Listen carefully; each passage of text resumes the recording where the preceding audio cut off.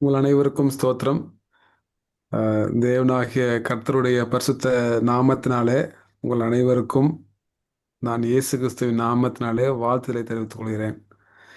நிச்சயமாகவே தேவன் நல்லவராக இருந்து நம்மளை மறுபடியுமாக இந்த வாரத்தின் மத்திய நாளிலும் இந்த நிகழ்கால சத்தியங்களை படித்துக் கொண்டிருக்கிறோம். நிகழ்கால சத்தியங்கள் கர்த்தராக இயேசு கிறிஸ்துவின் இரண்டாம் வருகை சமீபமாக இருப்பதனாலே அதிசமீபமாக இருப்பதனாலே அடையாளங்களும் தீர்க்க தரிசனங்களும் நிறைவேறிக் கொண்டிருக்கிறது. அதனால நாம் ஆயத்தப்பட வேண்டும் என்ற நோக்கத்திற்காக ஆண்டுடைய சமூகத்தில் ஜெபம் செய்து தேவன் கற்பிக்கிற பாடங்களை உங்கள் முன்பாக நான் ஜெபத்தோடு வைத்துக் கொண்டிருக்கிறேன். நிச்சயமாகவே உங்களுக்கு ஆசுதமாக இருக்கும் என்றும் நான் கர்த்தருக்குள்ளாக விசுவாசிக்கிறேன். அது மாத்திரமல்ல, நீங்கள் வருவது, நீங்கள் நேரம் பாராமல் நீங்கள் வந்து அவனுடைய பாதத்தில் உட்கார்ந்திருப்பது அடியனுக்கும் எங்கள் எல்லோருக்கும் அது ஆசுதமாக இருக்கிறது. ரோஷன் நான் சொன்னது போல, ஒருவேளை இந்த டேட்டாவெல்லாம் வாங்குறாங்க அப்படின்னா சாதாரணமாக நினைத்திட வேண்டாம். ஏனென்று சொன்னால் இது சுதந்திரத்தை நம்மிடத்திலிருந்து எடுத்துக்கொண்டிருக்கிறாங்க. அதுக்கு அதுக்கு அதுக்குரிய திட்டங்கள் தான் இது. சாதாரணமாக நாம் நினைக்கக்கூடும். ஆனால் இது என்னவென்று சொன்னால் நம்முடைய சுதந்திரங்களை எடுத்துக்கொள்ள முடியும். நமக்கு தீர்க்க தரிசன எழுத்துக்கள்ல நமக்கு ஒரு எச்சரிப்பு வருகிறது. என்னவென்று பார்த்தால், என்று நம்மிடத்திலிருந்து மத சுதந்திரம் எடுக்கப்படுமோ அதன் பிறகு எல்லாம் அப்படியே உடைந்து அப்படியே அழிவுக்கு நேரிடும். என்னைக்கு நமக்கு மத சுதந்திரம் நம்மளிடத்து எடுக்கப்படுகிறதோ அன்னைக்கே அப்படியே எல்லாம் டப் டப் டப் டப்புன்னு அந்த தேசங்கள் எதுவாக இருந்தாலும், ராஜ்யங்களாக இருந்தாலும் அப்படியே முடிவுக்கு வரும். அதனால இதெல்லாம் நமக்கு ஒரு பெரிய அடையாளமாக நமக்கு காண்பித்து கொண்டே வருகிறது, கர்த்தராக இயேசு கிறிஸ்து இரண்டாம் வருகை சமீபம் என்று. அதனால நம்ம யாருக்காகவும் நம்ம காத்து கொண்டிருக்க வேண்டிய அவசியம் இல்லை. நாம் ஒவ்வொருவரும் தேவன் நமக்கு மனதில் பேசிக்கொண்டு ஆவியானவர் மூலியமாக பேசிக்கொண்டே வருவார். அவர் பேச பேச நீங்கள் ஒப்பு கொடுங்கள். நாம் ஒப்பு கொடுப்போம். தேவன் என்ன சொல்றாங்களோ அதுக்கு தயவு செய்து ஒப்பு கொடுப்போம். நாம் ஒப்பு கொடுக்க ஒப்பு கொடுக்க தேவன் அடுத்தபடியாக நம்ம என்ன செய்ய வேண்டும் என்ற வெளிச்சத்தை நமக்கு கொடுப்பாங்க. நம்ம கீழ்ப்படியில ஒப்பு கொடுக்கலன்னு சொன்னா அடுத்த படிக்கு நம்ம போக முடியாது. அதனால நம்ம என்ன பண்ணணும்னு சொன்னா அவருடைய சமூகத்திலே கர்த்தராக இயேசு கிறிஸ்து நம்ம கற்பிக்கிற பாடங்களை நாம் ஏற்றுக்கொள்ளும் பொழுது தேவன் அடுத்த படியை நம்ம கொடுப்பாங்க, வெளிச்சத்தை கொடுப்பாங்க. அந்த வெளிச்சத்தை நம்ம ஏற்றுக்கொள்ளும் போது அடுத்து அப்படியே கொஞ்சம் கொஞ்சமா நம்ம என்ன பண்ணணும்னு சொன்னா தேவனுக்கு இன்னும் அதிக பிரியமாக நம்ம வளர ஆரம்பிப்போம். ஏனோக்கு இப்படிப்பட்ட வாழ்க்கை தான் வாழ்ந்தார். வாக்ட் வித் காட் என்று பரிசுத்த வேதத்தில் நம்ம பார்க்கிறோமே. இந்த நடை எப்படின்னு சொன்னா அந்த ஒவ்வொரு படியும் ஒரு வேத எழுதுறாங்க. அவர் நடந்து நடந்து அப்படியே பரலோகத்துக்கே சென்று விட்டார் என்றது போல சொல்லுவாங்க. நடந்தே பரலோகம் போனாங்க அப்படின்னு இல்லை, தேவனோடு நடக்க நடக்க நடக்க அவர் அப்படியே பரலோகத்துக்கு சென்ற ஒரு அனுபவம். அப்படிப்பட்ட அனுபவத்திற்காக தான் இந்த புதன்கிழமையில நம்ம கூடுகிறோம்.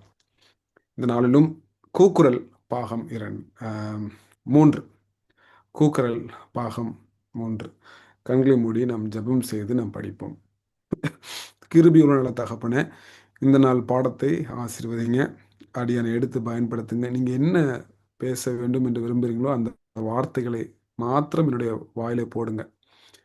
கேட்கிறவர்களோட உள்ளமும் ஆஸ்வதிக்கப்படட்டும். உங்களுடைய நாமம் மகிமைப்படட்டும். கண்மலையும் மீட்பராக இருக்கிற கிறிஸ்து இயேசுவின் வல்லமையுள்ள நாமத்திலே கெஞ்சி கெஞ்சி உள்ள பரமபிதாவே, ஆமென். ஆமென். இந்த நாளிலும் கூக்குரல் பாகம் 3ல ஒரு மனிதனை குறித்து படிக்க போகிறோம். அவருடைய பெயர் சாலமோன். சாலமோன் ராஜா குறித்து நம்ம எல்லாருக்கும் தெரிந்த ஒரு நபர். நிறைய பாடங்களை படித்திருப்போம். இருந்தாலும் கூடுதல் வெளிச்சமாக இந்த நாளில் நாம் படித்துக் கொள்ள போகிறோம். அடியனும் மனைவியும் மகனும் நாங்கள் பார்க்குக்கு நாங்கள் சென்றிருந்தோம். நாங்கள் பார்க்குக்கு சென்ற பிறகு என்னுடைய மகன் கொஞ்சம் நல்ல ஆக்டிவாக இருப்பார். அவர் எங்களை 2 பேரையும் ஓட வச்சுட்டே இருந்தார். நாங்கள் ஓரளவுக்கு ஓடணும், அப்புறம் நாங்கள் டயர்டாகிட்டோம். ஆனால் அவர் டயர்ட் ஆகலை, அவர் ஓடிட்டே இருந்தார். ஒரு நேருக்கு அப்புறம் சரி போகலாம் என்று சொல்லி நாங்கள் திரும்பி வரும்பொழுது மகன் திருப்பி ஓட ஆரம்பிச்சிட்டார். அப்பொழுது மனைவி சொன்னாங்க, "நீங்க டயர்டா இருப்பீங்க. நீங்க போங்க. நான் கூட்டு வந்துடுறேன். நீங்க முன்னாடி போங்கன்னு" சொன்ன உடனே, நான் என்ன அவங்க போக சொல்ட்டாங்க என்பதற்காக, நான் திரும்பி பார்க்காம என்ன பண்ட்டேன், நடக்க ஆரம்பிச்சுட்டேன். அதன் பிறகு என்னுடைய மனைவி அங்கருந்து கூப்பிட்டே இருந்திருக்காங்க போல இருக்கு. நான் என்ன பண்ணலன்னு சொன்னா, அத கேட்கவே இல்ல. என்னைய போக சொல்லிட்டாங்களே என்று சொல்லி என்னன்னா திரும்பி கூட பார்க்காம நடந்து கொண்டே இருந்தேன். அப்படியே நடந்து நடந்து கார் பார்க் வந்து காருக்குள்ள ஏறி உட்காந்து குளிருதுன்னு சொல்லிட்டு கதவையும் அடைச்சுட்டேன். என் மனைவி அங்கருந்து கூப்பிட கூப்பிட எனக்கு கடைசி வரைக்கும் அது கேட்கவே இல்ல. மனைவி காருக்குள்ள வந்து ஏறுனோனே, இவ்வளவு நேரம் நான் உங்கள கூப்பிட்டேனே நீங்க கேட்கலையா?" என்று சொன்னாங்க. நல்லா பாருங்க, எனக்கு தெரிந்த குரல் தான். என்னுடைய மனைவி அவங்க முடிந்த அளவுக்கு சத்தமா கூப்பிட்டாங்க. ஆனா, நான் என்ன பண்ணேன்னா, என்னோட கவனத்தை வேற பக்கம் வைத்து நான் நான் நடந்து வந்ததை நான் சொல்கிறேன். ஒருவேளை இப்படியாக கூட நம்முடைய வாழ்க்கையில இருக்கலாம். தேவனுடைய குரலை நாம் நம்முடைய வாழ்க்கையில ஒருவேளை கேட்காமல் தூரம் போயிருக்கலாம். சாலமோனுடைய வாழ்க்கையிலிருந்து அப்படி ஒரு அனுபவத்தை நாம் பார்க்க முடியும். அதாவது சாலமோனுடைய வாழ்க்கை ஆரம்பத்திலிருந்து தேவனுடைய குரலை நான் கேட்டதே கிடையாது என்ற நபர் கிடையாது. இந்த மனிதனுடைய வாழ்க்கையில தேவனுடைய சத்தத்தை கேட்டவர். அவர் தேவன் கேட்கும் பொழுது, "உனக்கு என்ன வேணும்?" என்று கேட்கும் பொழுது, அவருக்கு என்ன வேண்டும் என்று தேவனுடைய சமூகத்திலே அந்த உறவு இருந்தது அவருக்கு. அது ரொம்ப சில பேருக்கு தான் நம்ம என்ன பண்ணணும், அந்த அந்த உறவை நம்ம நம்ம நம்ம நம்ம பார்க்கிறோம்.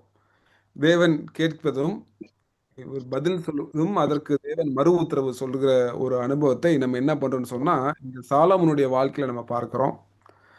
ஆனாலும் அப்படிப்பட்ட சாலமோன் ஒரு கட்டத்துல தேவன் பேசியும் அவர் கேட்காமல் போயிருந்திருக்கிறார்.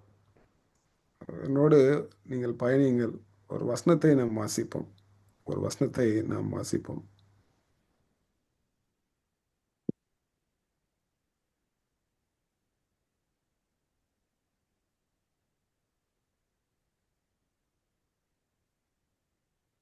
1 ராஜாக்கள் புஸ்தகம்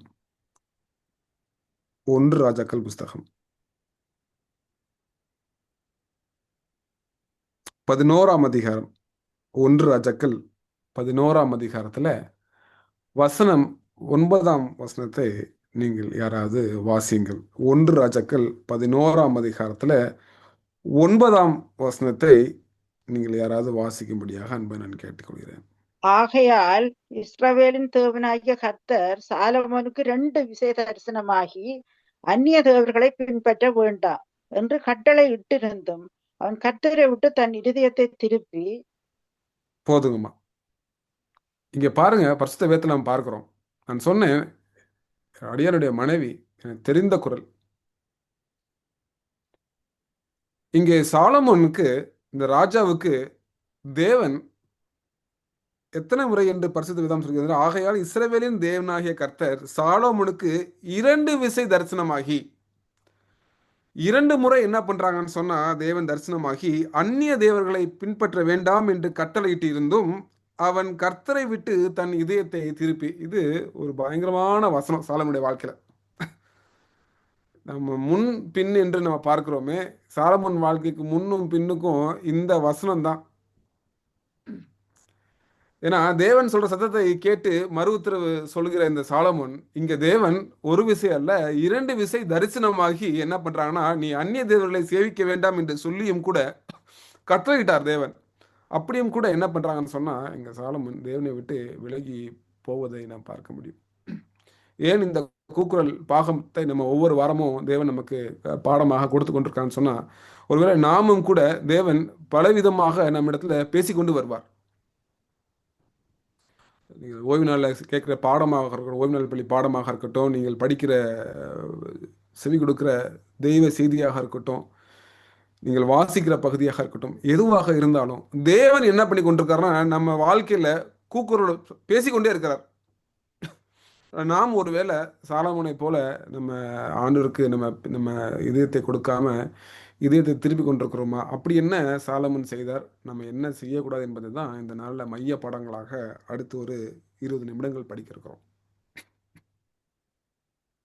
ஜெபத்தோடு நாம் படிப்போம். 1 ராஜாக்கள் 11ஆம் அதிகாரத்திலிருந்து. இந்த ராஜா பத்தி உங்களுக்கு சொல்ல வேண்டிய அவசியமே கிடையாது. நிறைய உங்களுக்கு தெரியும். இந்த மனிதன் ஜெபித்தபோது பரலோகத்திலிருந்து அக்கினி வந்தது. இந்த ஆலயத்தை கட்டும்பொழுது பிரதிஷ்டையப்ப தேவன் இந்த மனிதனுடைய ஜெபத்தை கேட்டு அந்த ஆலய பிரதிஷ்டையப்ப பரலோகத்திலிருந்து அக்கினி வந்து அதை அங்கீகரித்தது. எல்லாரும் ஜெபம் பண்ணிட்டாலும் இப்படி நடக்காது. தேவ பிள்ளைகளே, கடந்த வாரத்தில் நம்ம இந்த 3 நாள் கூட்டத்தில் கூட நம்ம படித்தோம். காயின் ஜெபிக்கிறாரு. அவர் ஜெபிக்கும் பொழுது அக்னி வரல. நல்லா கேட்டுக்கோங்க. தேவனுக்கு பிரியமில்லாமல் விதத்தில் காயின் ஜெபித்தாரு. அவருடைய காணிக்கை ஏற்றுக்கொள்ளப்படலை. இதுதான் நம்ம பரிசுத்த வேதத்தில் ஆரம்பத்திலிருந்து நம்ம பார்க்க முடியும். ஆனால் ஆபேல் ஜெபிக்கும் பொழுது தேவனுடைய சமூகத்தில் தேவன் சொன்ன விதமாக விசுவாசத்தோடு நம்பி பரிசுத்தத்தோடு என்ன பண்ணுவோம்னா தேவனை அவன் பலி செலுத்தும் போது அவனுடைய காணிக்கை அங்கீகரிப்பு எப்படின்னு சொன்னால் பரலோகத்திலிருந்து அக்னி வருமா. அப்போ இங்கே சாலமன் அவர்கள் ஜெபிக்கும் பொழுது பரலோகத்திலிருந்து அக்னி வந்தது. தேவனுக்கு பிரியமான ஒரு வாழ்க்கை, தேவனுக்கு அவருடைய வார்த்தை நடந்த ஒரு வாழ்க்கை, பரிசுத்தத்தை நேசித்து நடக்கும்பொழுது தான் என்ன பண்ணா பரலோகத்தில் அக்னி வரும். அந்த ஒரு வாழ்க்கை வாழ்ந்த ஒரு மனிதனுடைய வாழ்க்கையிலையா இப்படி ஒரு பின்னிட்ட திரும்பி பார்க்கக்கூடிய ஒரு ஒரு நேரம். தேவன் 2 விசை சாலமுடைய வாழ்க்கையில் தரிசனமாகி பேசின போதும் சாலமன் என்ன பண்ணான்னு சொன்னால் திரும்பினார். நிறைய வசனங்கள் இருக்கிறது. நான் வேக வேகமாக பாடங்களை சொல்லி நம்ம வசனத்தை வாசிக்க போகிறோம். சாலமன் தேவனுக்கு பிரியம் என்று கூட நம்ம வாசிக்க முடியும். ஆனால் ஒரு கட்டத்தில் அந்த தேவனையே சாலமன் செய்கை மூலயமா தேவனையே கோவப்படுத்தினாராம். ஒருவேளை நாமும் கூட ஒரு நேரத்தில் தேவனை பிரியப்படுத்தியிருப்போம். ஆனால் இன்னொரு நேரத்தில் சில செய்கைகள் தேவனை கோபம் படுத்தும், அதாவது கோபம் உண்டாக்கத்தக்கதான செய்கையாக இருக்கும். நமக்கு ஒரு எச்சரிப்பான பாடம் என்னன்னா, நம்ம ஒரு நேரத்தில் நம்ம தேவனை பிரியப்படுத்திட்டோம், அதனால நான் இஷ்டம் போல வாழ்ந்துடலாம் அப்படின்னு நமக்கு ஒரு நிலை கிடையாது. நம்ம ஒவ்வொரு நாளும் ஒவ்வொரு நேரமும் நம்ம என்ன பண்ணணும்னு சொன்னால் ஆணுடைய சமூகத்தில் நம்ம உதவி கேட்டு தேவனே தயவா இருங்க, நான் பரிசுத்த வாழ்க்கை வாழணும் ஆண்டவரே, நான் என்னால் முடியாது, என் சுயத்தை நான் சாரக்கூடாது ஆண்டவரே, நான் உண்மை சார வேண்டும் ஆண்டவரே என்று சொல்லி நம்ம தேவனத்தில் உதவி கேட்க வேணும். அப்படி உதவி கேட்கும்போது தேவன் நமக்கு உதவி கொடுப்பாங்க. அந்த உதவியோடு என்ன பண்ணணும்னா அவரை சார்ந்தே நம்ம வாழ கற்றுக்கொள்ள வேண்டும். என்று சொன்னால் இந்த சாலமோனுடைய வாழ்க்கையில இந்த பாடத்தை கற்றுக்கிறோம். ஒரு நேரம் பிரியமாக இருந்துட்டுன்றதுனால அவர் என்ன பண்ணுறாருன்னு சொன்னால் அப்படி தேவனை கொஞ்சம் கொஞ்சமாக விட்டு விலகி போவதை நாம் பார்க்க முடியும். வாசிங்கள் 1 ராஜாக்கள் 11ஆம் அதிகாரத்தில் 1ஆம் வசனம். இந்த விலகி கூட்டிட்டு போன காரணம் என்ன காரணமாக இருந்தது? 11ஆம் அதிகாரம் 1ஆம் வசனம். ராஜாவாகிய சாலமோன் பார்வோனின் குமாரத்தியை நேசித்ததும் அல்லாமல் மோவாப்பியரும் அம்மோனியரும் ஏதோமியரும் சீதோனியரும் ஏத்தியருமாகிய அந்நிய ஜாதியான அநேக ஸ்திரிகள் மேலும் ஆசை வைத்தான். நமக்கு சரித்திரம் தெரியும். 700 வைப்பாட்டிகள் அல்லது மனைவி, அப்புறம் வைப்பாட்டிகள் என்று மொத்தம் ஒரு 1000 பேரை என்ன பண்றாங்கன்னு சொன்னா பரிசுத்த வேதாகமம் சுட்டி காட்டுகிறது. தேவன் இப்படி செய்யாத என்று சொல்லிய காரியத்தை இந்த சாலமன் அவர்கள் செய்ததை பார்க்க முடியும். இது எங்க பரிசுத்த வேதத்தில் தேவன் சொல்லியிருக்கிறாரு அப்படின்னா வாசிங்க. உபாகமம் புத்தகம் 17ஆம் அதிகாரத்தில் 17ஆம் அதிகாரத்தில்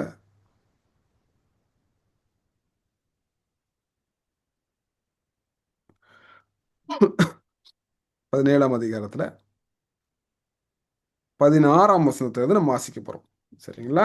16ஆம் வசனத்திலிருந்து நம்ம என்ன பண்ண போகிறோம்னு சொன்னால் வாசிக்க போகிறோம். அதுக்கு முன்பாக பாருங்க, அந்த வசனம் வாசிக்கு முன்பாக சாலமோன் ஸ்திரீகளை திருமணம் செய்தது மாத்திரம் கிடையாது, நிறைய அந்நிய ஸ்திரீகளை கல்யாணம் பண்ணது மாத்திரம் கிடையாது, தேவன் கட்டளையிட்டு இருந்தார்.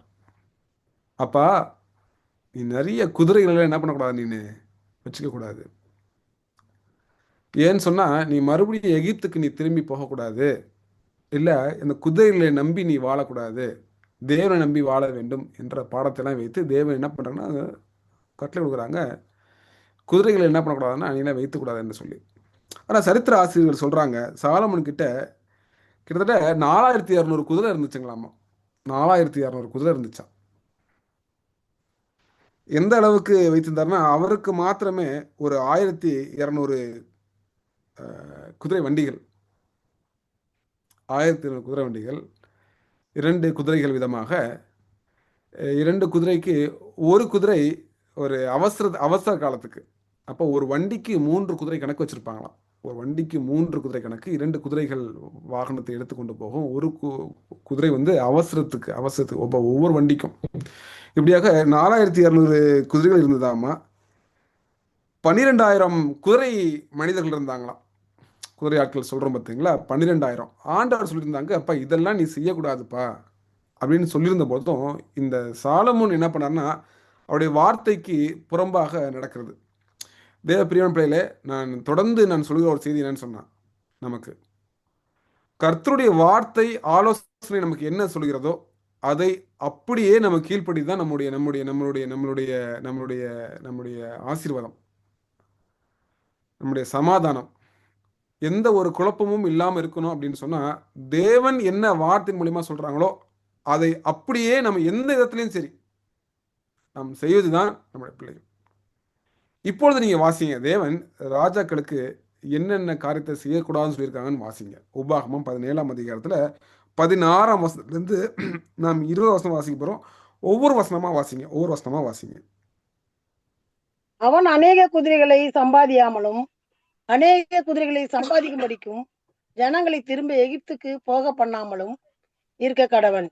இனி அந்த வழியாய் நீங்கள் திரும்பி போக வேண்டாம் என்று கர்த்தர் உங்களுக்கு சொல்லி இருக்கிறாரே. அப்போ ஒரு ராஜா அப்படின்னு சொன்னா தேவன் சொல்றாங்க, அநேக குதிரைகள் என்ன பண்ண வேணாம் உங்களுக்கு வேண்டாம் என்று சொல்றாங்க. அப்ப நிறைய காரியத்தை தேவன் என்ன பண்ணானா இந்த கடைசி நாட்கள்ல நமக்கு வேண்டாம் என்று சொல்லிடுவார்.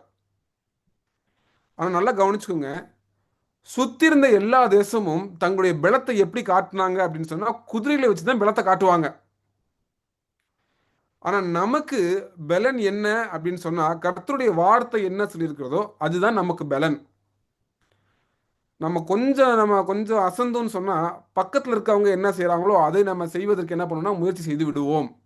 அதனால நம்முடைய பலன் என்னன்னா, தேவன் வேண்டாம் என்று சொல்லியிருக்கிறது வேண்டாம் என்று நம் கீழ்ப்படிதான் நம்முடைய பலனாக இருக்கும். சாலமோன் அங்கே தவறுகிறார். அடுத்த வசனத்தை வாசிங்க. ஆமா. அவன் இருதயம் பின்வாங்கி போகாதபடி அவன் அநேக இஸ்தைகளை படைக்க வேண்டாம், வெள்ளியும் பொன்னும் தனக்கு மிகுதியாய் பெருக பண்ணவும் வேண்டாம். இந்த நிகழ்கால சித்தத்துல இதுவும் இருக்கிறது நமக்கு. அவன் இருதயம் பின்வாங்கி போகாதபடி அவன் அநேகம் ஸ்திரீகள் என்ன பண்ண வேண்டாம், படைக்க வேண்டாம்.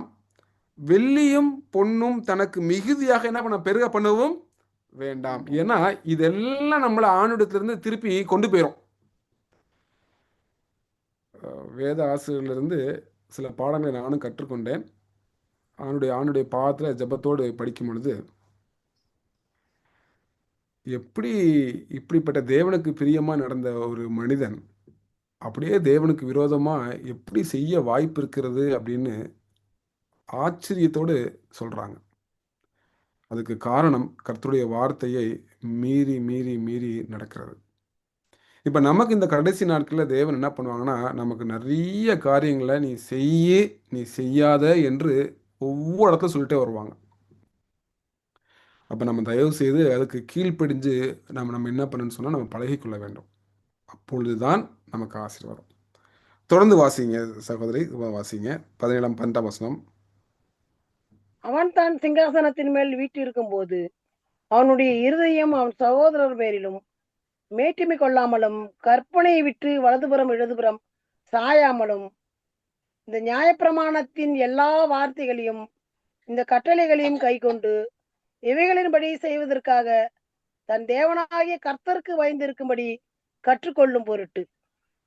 பாருங்க எப்படி தேவன் சொல்றாங்க. தேவனுடைய கற்பனைகளை என்ன பண்ணணும்னு சொன்னா வைத்துக்கொள்ள வேண்டும். இன்னும் ஒரு அடுத்த வருஷத்தை வாசிக்கும் போது இன்னும் ஒரு கூடுதல் வெளிச்சம் கிடைக்கும் பாருங்களேன். வாசிங்கம்மா.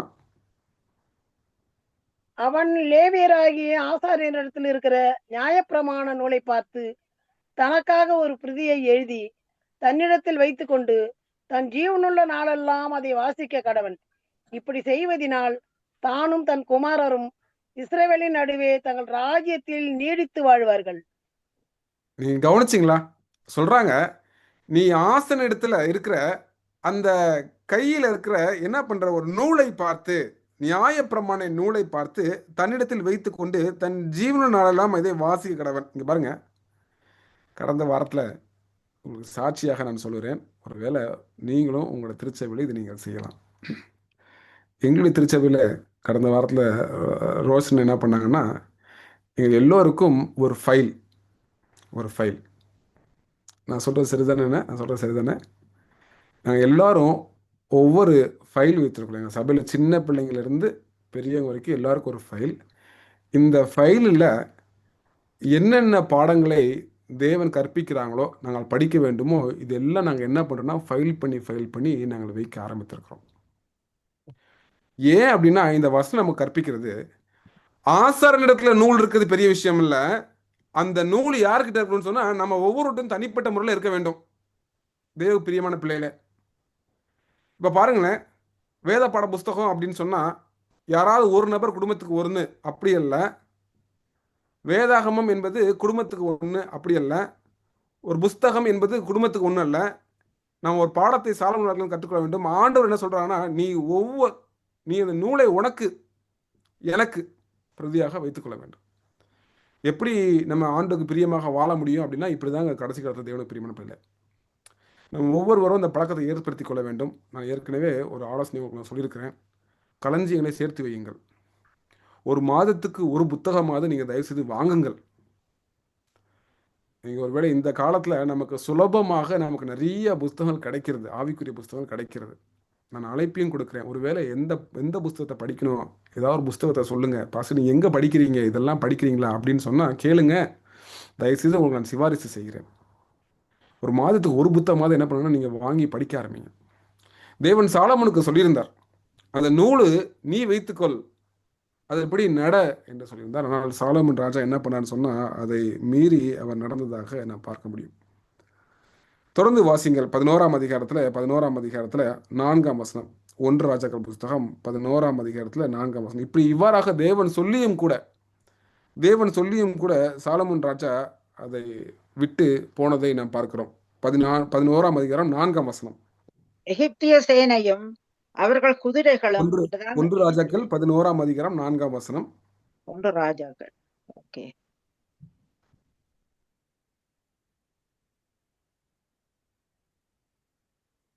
ஒன்று ராஜாக்கள் 11ஆம் அதிகாரம் 4ஆம் வசனம். சாலமோன் வயது சென்றபோது அவனுடைய மனைவிகள் அவன் இருதயத்தை அந்நிய தேவர்களை பின்பற்றும்படி சாயப்பண்ணினார்கள். அதனால் அவனுடைய இருதயம் அவன் தகப்பனாகிய தாவீதின் இருதயத்தை போல் தன் தேவனாகிய கர்த்தரோடே உத்தமமாய் இருக்கவில்லை. பாருங்க, தேவன் சொன்னதை மீறும் பொழுது என்ன பண்ணணும்னு சொன்னா, நம்ம ஆண்டவரை பிரியப்படுத்த முடியாது. நம்ம உத்தமமா என்ன பண்ணணும்னா நடக்க முடியாது. அப்படி உத்தமமா நடக்கலன்னு சொன்னா நம்ம என்ன பண்ணணும்னா பரலோகத்துக்கு நம்ம போக முடியாது. அதனால தேவனுக்கு பிரியமான பிள்ளைல, தேவன் சொல்றாருன்னா அது நன்மைக்காகவே நமக்கு சொல்றாங்க. ஒரு வசனத்தை நீங்க வாசிங்க, இன்னும் கூடுதல் வெளிச்சத்தை நீங்க படிக்க முடியும். ஏன் அந்நிய தேவர்களை சேவிக்க வேண்டாம், ஏன் இப்படிலாம் செய்ய வேண்டாம்னு தேவன் சொல்றாங்கன்னா, சங்கீதம் 106ஆம் சங்கீதத்துல 35ஆம் வசனத்திலிருந்து 40ஆம் வசனம் வரைக்கும் நீங்க வாசிங்க. சங்கீதம் 106ஆம் சங்கீதம் 35ஆம் வசனத்திலிருந்து 40ஆம் வசனம் வரைக்கும் நீங்கள் வாசிங்கள். ஒவ்வொரு வசனமா வாசிப்போம். ஜாதிகளுடனே கலந்து அவர்கள் கிரியைகளை கற்று. போதுங்கம்மா. அவங்க தேவன் சொல்றாங்க பாருங்க, ஜாதிகளுடனே நீ கலந்து என்ன செய்வேன்னா, நீ அங்க கலந்து அவர்களிடத்திலிருந்து நீ கற்றுக்குவ. நான் போன வாரமே நான் உங்களுக்கு ஒரு வெளிச்சத்தை நான் உங்களுக்கு வேதத்துல நான் சொன்னேன். நம்மள்ட்ட இருந்து தான் அவங்க கத்துக்கணும். அப்படிதான் தேவன் நம்மளை வெளிச்சமாக வைக்கிறேன்னு ஆண்டவர் சொன்னாங்க. ஆனா தேவன் சொல்றாங்க, நீ இப்படி அந்நியர்களோடு நீ கலந்தனா அவங்கள்ட்ட இருந்து நீ கத்துக்குவ. எவ்வளவு ஜாக்கிரதையுள்ளவர்களாக நம்ம இருக்கணும் இந்த கடைசி நாட்களில் நீங்க பாருங்க. சில நேரங்களில் போகக்கூடாத இடத்துக்கு, பழகக்கூடாத நபர்களோடு நம்ம பழகிறதெல்லாம் அங்கேருந்து நம்ம என்ன பண்ணணும்னா நம்ம கற்றுக்கொண்டிருப்போம். இதெல்லாம் தேவனுக்கு பிரியமில்லாமல் போகும். தேவ பிள்ளைகளே, தொடர்ந்து வாசிங்க. 36ஆம் வசனம்.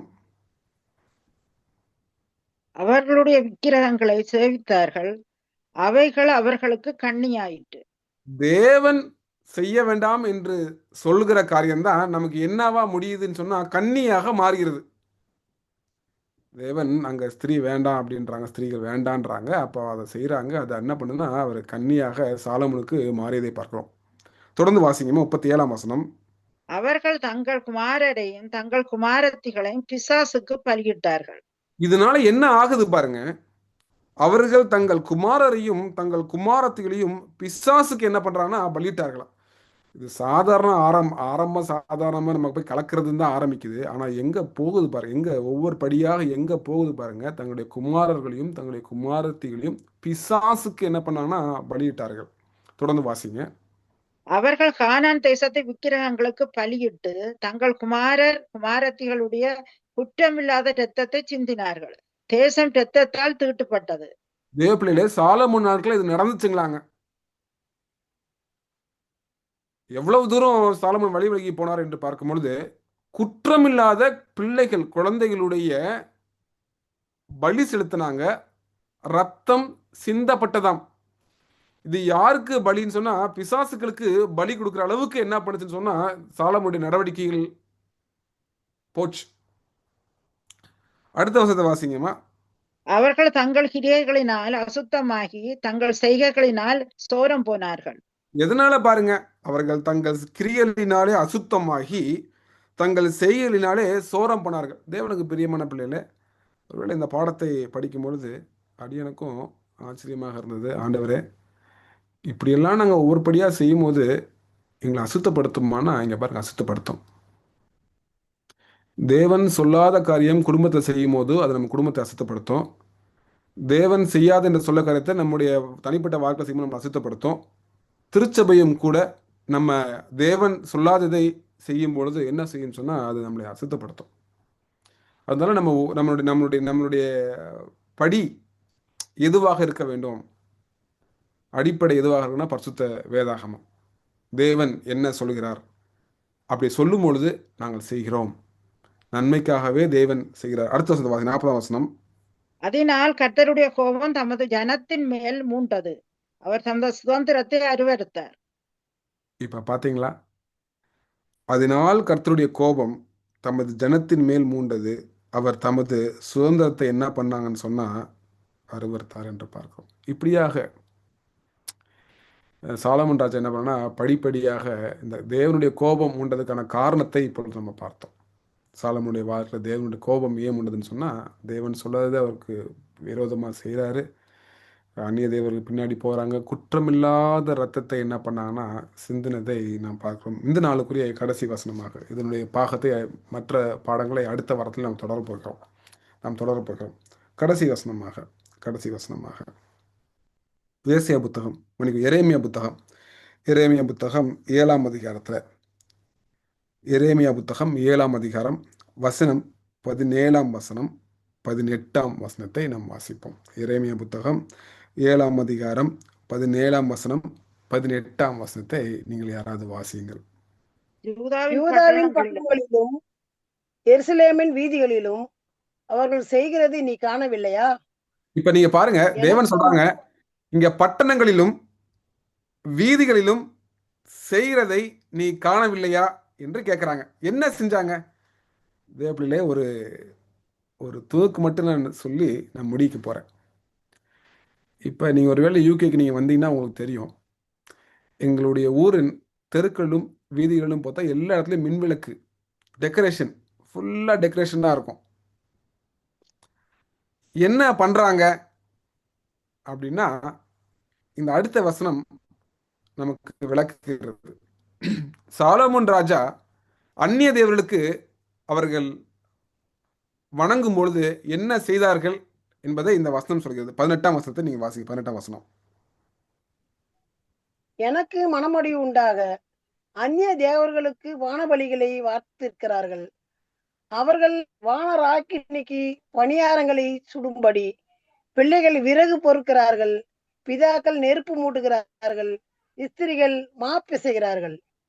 இது தேவனை இது செய்யறது எல்லாமே யாரை கஷ்டப்படுத்துது அப்படின்னு சொன்னா அது வர சொல்கிறது. எனக்கு மன உண்டாக அந்நிய தேவர்களுக்கு பானபலிகளை வார்க்கிறார்கள்.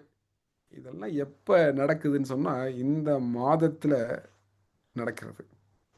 இப்போ பாருங்க, இது கிறிஸ்தவ உலகம் எங்கே போயிடுச்சு அப்படின்னா, இதெல்லாம் புரிந்து கொள்ளாமல் தேவனை கஷ்டப்படுத்துகிற ஒரு கட்டத்துக்குள்ளாக இன்னைக்கு போயிட்டு இருக்குது. ஆனால் நம்ம படித்துக்கொள்ள வேண்டும், ஜெபிக்க இருக்கிறோம். தேவனே, நாங்கள் உங்களுக்கு பிரியமானதை செய்வதற்கு எங்களுக்கு கற்றுத்தாங்க, எங்களுக்கு உதவுங்கன்னு சொல்லி ஜெபம் பண்ணுவோம். நிச்சயமாக தேவன் நம்மளை ஆஸ்வதிப்பார். கர்த்தருக்கு பிரியமாய் நாம் பரிசுத்தமாய் வாழ வேண்டும் என்று நினைக்கும் பொழுது கர்த்தர் நமக்கு என்ன பண்ணுவாங்கன்னா நம்மளை வழி நடத்துவார். கண்களை மூடி ஜெபம் பண்ணுவாங்களா? கிருபை உள்ள நல்ல தகப்பனே, கர்த்தாவே, எங்களோடு பேசியதற்காக நன்றி. இந்த செய்திக்கு ஒப்பு கொடுத்த பிள்ளைகளுக்காக நன்றி அப்பா. தொடர்ந்து எங்களோட பேசுங்க. எனக்கு நிகழ்கால சத்தியங்களை கற்றுக் கொடுங்க. உங்களுடைய நாமம் மாத்திரம் மையப்படட்டும். கிறிஸ்து இயேசுவின் புண்ணிய நாமத்தில் ஜீவுல பரம்பிதாவே. ஆமென். ஆமென்.